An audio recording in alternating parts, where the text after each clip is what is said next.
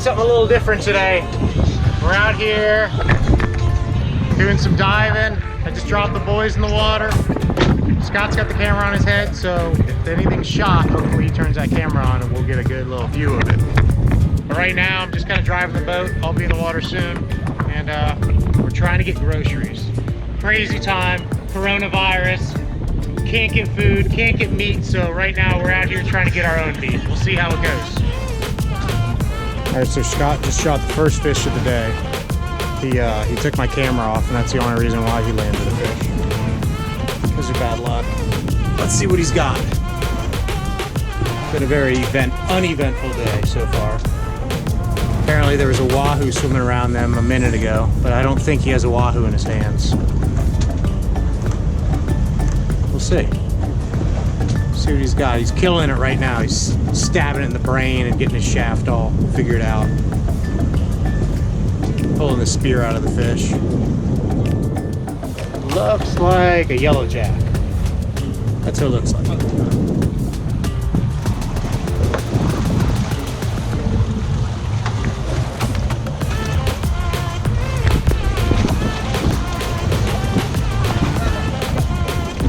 can see the sharks down there. Like that, dude. I need to go get diving. Yeah. Yeah, the yellow jacks. Yellow jack. I thought you had a wahoo, dude. I came over so quick. No.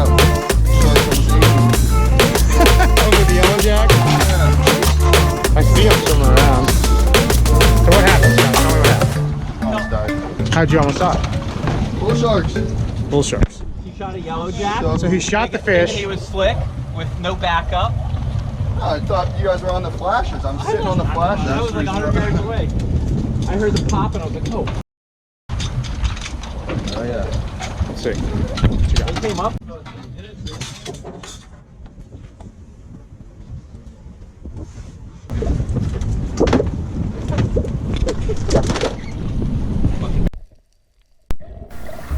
So as you heard in the video earlier, sharks are pretty bad at a lot of the spots we dive, and we got to be really cautious with how we shoot our fish.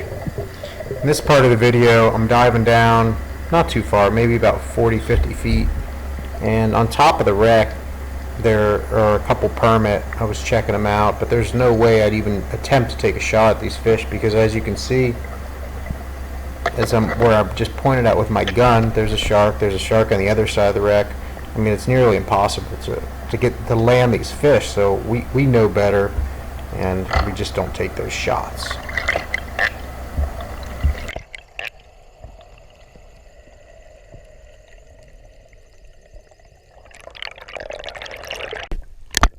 So here in this dive, Scott's wearing the camera, and we've been seeing these little pods of yellow jacks, which, if you don't know about yellow jacks, they're really good to eat.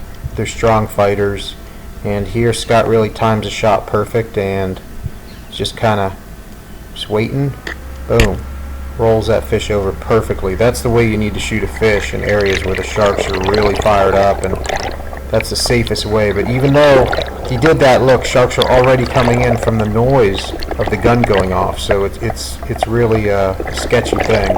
Dive buddy and a spotter to back you up when you know the sharks are real aggressive. It's just an important thing to do. Here we go. This is what we do. We just kind of hang out 50-60 foot down, and you just kind of wait, because sometimes these sharks will come up to you, and sometimes they actually have cobias on them, and that's our opportunity to shoot them. And Scott's just down there chilling out, and I'm watching them and just kind of trying to back him up if anything happens. But as you can see, he starts coming up, and nothing was really there. But you can see all the sharks not far behind. They're always there. They're always watching us on these wrecks. So in this clip, it's the end of the day. You can see I got one band loaded. I'm unloading my other band, but just the snap of that band from me unloading my gun is enough to bring those sharks up. And they'll come right up in the water column off the bottom to come check out what's going on, because they think that snap of the band is you just shot a fish. So it gets them real fired up. And you know, the day's about over, the sun's setting, and it's not the best time to be in the water, so we're we're packing it up and getting ready to leave, but I just wanted to give everybody a view of all these sharks. So I hung out in the water a little bit longer just to let you see how many there really are. And they'll start coming up here in a second. I did a little banging on my spear gun, made some noise, and it doesn't take much commotion for these things to just really start coming out of the woodworks.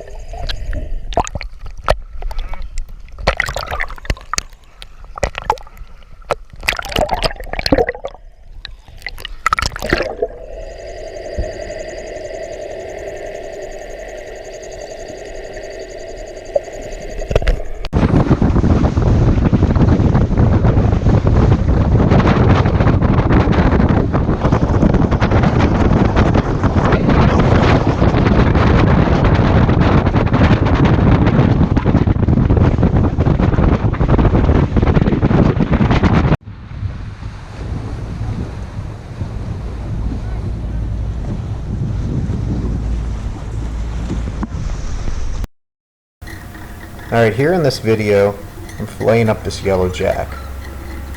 And if you know anything about yellow jack, they're not a lot like jack. They don't have big bloodlines. The meat isn't real gross and bloody. They're actually really white, firm meat, and they're very underrated. So anytime we have the opportunity to take one of these home to eat, we always do. And you'll see it's really not a difficult fish to fillet. There's no challenge to it. You just kind of work your way around the bone like I'm doing here, and you'll see when I turn this meat over, it's really white. And I like to just put it on the pan and just, you know, kind of fry it up with some olive oil.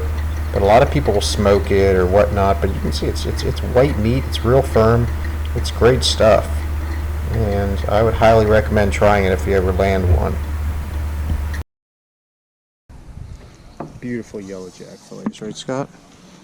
Fresh. Most underrated fish in the ocean right there. Ceviche. Would you consider it to be underrated? Probably the single most underrated fish. Yes, it is. Definitely is. So it's the end of the day. We just got back to the dock. As you see, I did that filleting, and day's over. Scott almost got eaten by bullsharks once.